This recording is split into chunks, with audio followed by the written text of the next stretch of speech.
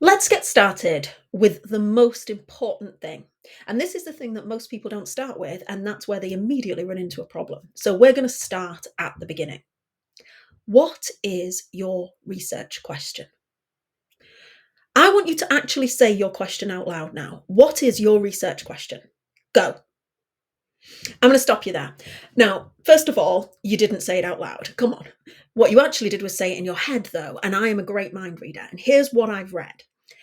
I know that for most of you, you did not just give me a question. You see, a question is a question. At the end, there's a question mark. You are asking something, you are asking a question. And I know that when I ask, what is your research question? In most cases, what students tell me is not their research question.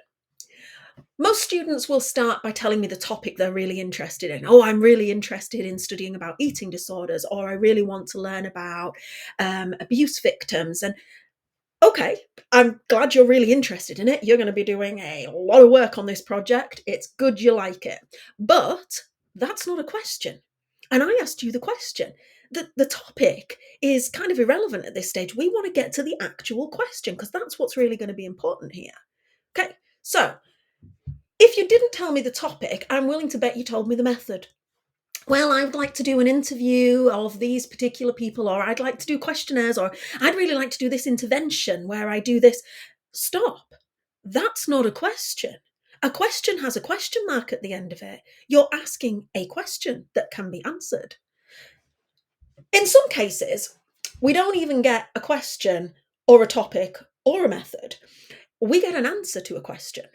We get well, I think that people who've been abused as children go on to be abusers. Or I think that students on counselling courses don't do enough self care. Or I think that there might be a relationship between mindfulness and psychological literacy.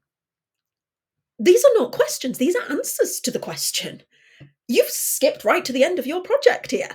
I want the question. What is the question? In fact, it's a bit worrying that you've given me the answer before you've even asked the question, because that suggests that when you do your research study, you're not trying to answer a question. You're trying to find the evidence to back up the answer you already think exists. We need to take a step back from that bias. You need to start thinking about the actual question. What is your research question? Step away from what you think the answer is.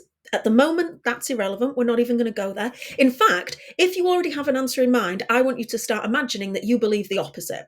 Let's just try and break down some of that bias that's going on. Imagine you believe the opposite and focus on the question. So, I'm going to ask again, what is your research question? And at this point, you might be going, oh, I'm not really sure, actually. Okay, that's fine. Step away from the computer, go and have a think, go and do a bit of reading, and come back when you have a question. And it doesn't have to be a good question, doesn't have to be a perfect question. We're probably going to abandon the question when I start working through things. But we need to start with our question. What do you want to know the answer to? You've studied all kinds of things in counselling by this stage. You've got to have some questions, things that maybe you've just never found the answer to and you're curious about. Why does this happen? What's happening here? Why is this the case? Why doesn't this happen? What's going on? These are questions. So go and find me a question. Come back once you've got one.